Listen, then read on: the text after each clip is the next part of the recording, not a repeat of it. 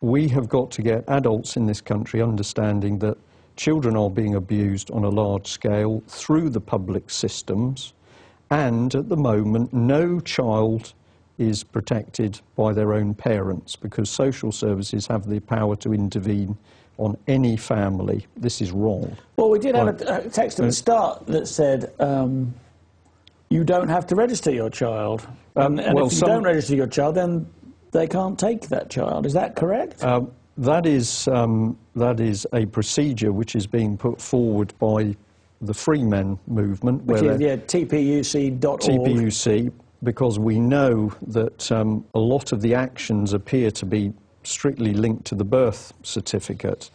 Now, I am very interested in all avenues that people are trying in order to break this system open. And if this business of not registering children produces results, I think we should look at it. But also each individual parent or guardian has got to take the responsibility on themselves as to what action they take. It's not for me to suggest that they should do any of that. But I know that there are people looking at quite radical action as to how you stand up against a state thinking it can walk into your house and take your children. So the first thing we've got to do is get people to understand the scale of the problem, the scope of it, and the fact the evidence is there. And the sheer injustice. And the sheer horror and the injustice of it. And then, armed with that, something natural starts to happen. A lot of people have been trying to fight this on a case-by-case system. And all that happens is the system sucks them in and runs them round in a circle, and they wear them out, usually. What we need are for large groups of people to come together, to share their stories and experience and evidence.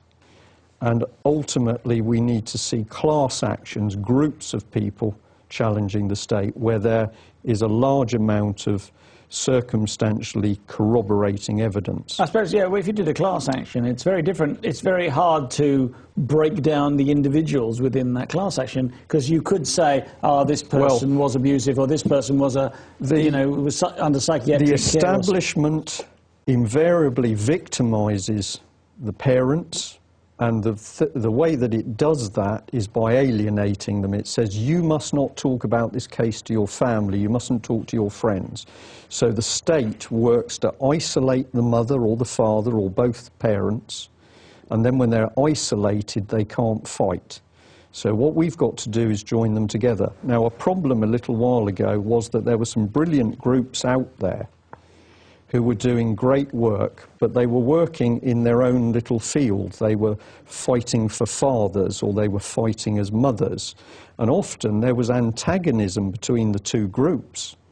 And this is where I say, my brain starts to say, was that antagonism created?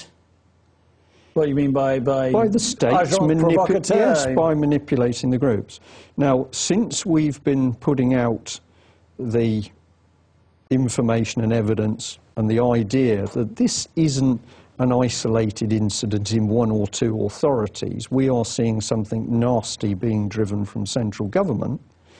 What's happening is those groups are beginning to feel more comfortable about working together. And I am really enthusiastic at what we've started to see happening over, I'm going to say, the last 4 months. Because not only are we getting calls from groups talking about how they're working with other groups, we're also getting more and more whistleblowers. And I would like on camera to thank people in the police force and social services and local authorities who are calling us saying, not only are you right, this is what's going on inside my authority or my force or whatever. Because ultimately the testimonial of the whistleblowers is going to be the final piece of the jigsaw to present the evidence as to what's going on. And the other thing is that bringing people together in numbers means that the politicians, and I have to say to you, of the gentleman who wants to protect the Labour Party, I'm not really interested in any parties. We are seeing an absolute disgraceful avoidance of this issue by politicians. They will refuse to answer letters. they will often use the excuse, the problem isn't in my constituency, so therefore I'm not going to deal with it. So we can have a child being raped, and a politician is not going to do anything because there's a gentleman's code of conduct in Parliament that I don't tread on the toes of another MP. We've got MPs abusing their expenses, lying, taking us to war on false statements.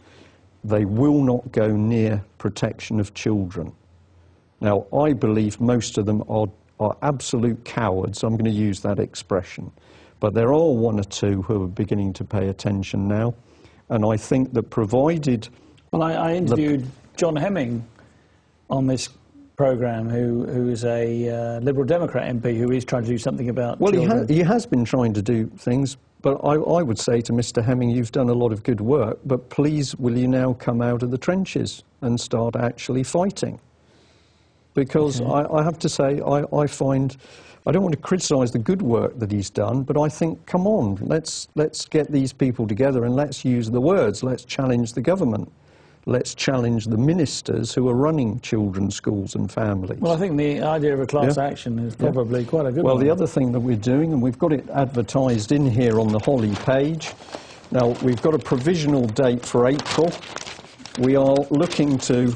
It's advertised on page 3 here under Holly. Fighting child stealing by the state. We want to put together a conference where we bring together families, and of course the first thing that happens when the families mix is their confidence goes up because they realise they're not alone. And they share their experiences and they find out how common, presumably. Yeah. So we want to get these people together. We already know that there are some of these parents who want to speak. They've got the right material, they're not frightened of public speaking, they've got the evidence, they've done their homework, and they are prepared to get up on stage and talk about what was happening. And the moment they do, what is going to happen is all the other people are going to come out of the woodwork. So whilst I've taken, I think, the viewers on a pretty interesting journey, and if there are some of them out there still thinking this isn't happening, I'm just going to say to you again, it is. But we can now see how we can break out of the antagonism and start bringing the groups together. Interestingly enough, what we're doing is being watched very carefully by people in other countries. And I'd like to mention a Dutch lady called Roly Post who worked for the EU. And she came to the conclusion, she's written a book on it. She came to the conclusion that she was watching the European Union starting to open up child trafficking, with a system which meant that if a child was taken for adoption in Newcastle, that child could be within 2 days given to parents in, pick somewhere. Romania? Romania, south of Italy, wherever you want to go. So they know, she knows, she's done a lot of work, she's been threatened, she's had death threats, so she's on the right track, that the European Union is looking to just open up state borders to the movement of children. So when people say you can't be serious, there's a political ideology behind what's happening, I'm saying the evidence is building and building. That's exactly what's happening. And we should be asking ministers in blunt, black and white terms for an explanation as to what's really going on. It's like breaking our society, isn't it? Absolutely. Well,